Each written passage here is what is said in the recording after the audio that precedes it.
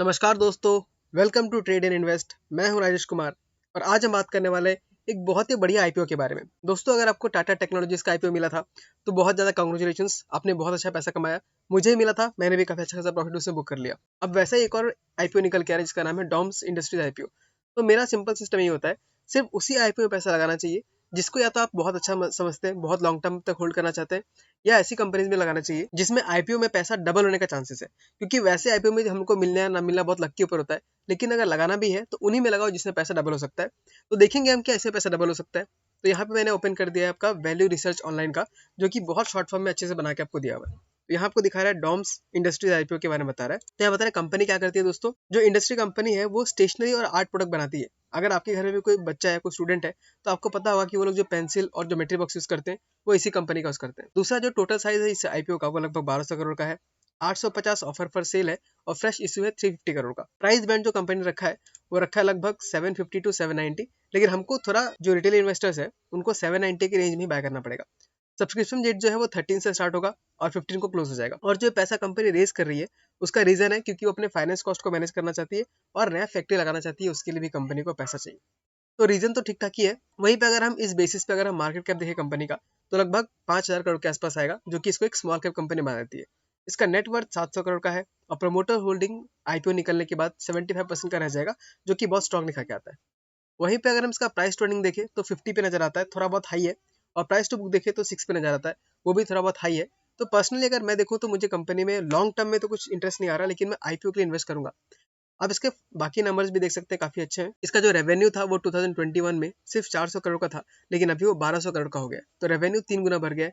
और प्रॉफिट आप देख सकते हैं कि हमारा प्रॉफिट 10 गुना बढ़ गया है। जहां 2021 में लॉस में था, अभी वो वहां पे 10 करोड़ का प्रॉफिट बैठा हुआ है।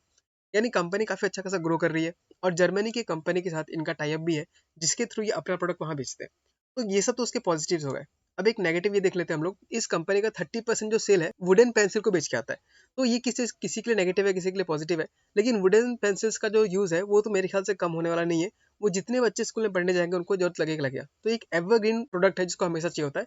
हाँ, कंपटीशन से बहुत ज्यादा है। और जो दूसरा नेगेटिव हमको यहाँ पे दिख रहा है वो ये है कि जो कंपनी है वो फीला कंपनी, जो जर्मनी की कंपनी है, सॉरी इटली की जो कंपनी है, उसके ऊपर डिपेंडेंट है रिसर्च एंड डेवलपमेंट के ऊपर। अगर हम इसका रिस्क देखें दूसरा, तो इसमें डेट टू इक्विटी बहुत ही कम है, 0.3 नजर आता है हमको, जो कि बहुत ही कंफर्टेबल लेवल पे आता है। अब ये तो हमने कंपनी के बारे में बात कर लिया।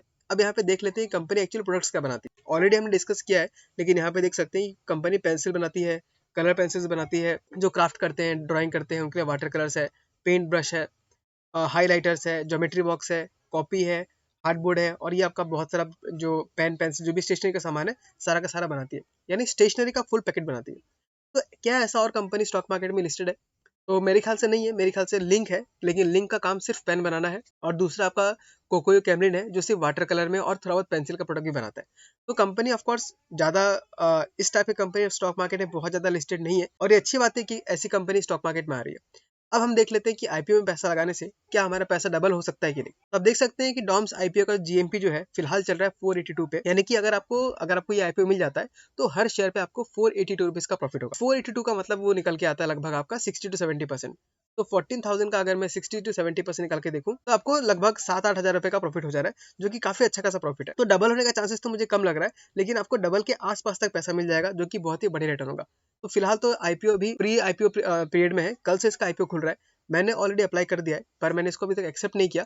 मैं एक्सेप्ट करूंगा सीधा लास्ट डेट में। मैं इसको सब्सक्रिप्शन को देखूंगा कितना है। अगर सब्सक्रिप्शन बहुत ज्यादा होगा तब मैं इसे एक्सेप्ट करूंगा, और जीएमपी मुझे इंक्रीज करता हुआ दिखाई देगा तो ही मैं इंक्रीज करूंगा। तो ओवरऑल अगर मैं अपने बारे में बताऊं तो मैं अप्लाई कर दिया है, लेकिन मैं सिर्फ लिस्टिंग गेन के लिए अप्लाई कर रहा हूँ। मैं लॉन्ग टर्म इसको होल्ड नहीं करना चाहूंगा। तो ठीक है दोस्तों, ये था डॉम्स आईपीओ के बारे में। आप मुझे बताइए, आप इसके बारे में क्या सोचते हैं? क्या आप इन्वेस्ट करेंगे या पैसे इन्वेस्ट नहीं करेंगे? मिलते हैं अगले वीडियो में किसी अगले स्टॉक के साथ। तब तक के लिए tata bye bye, take care.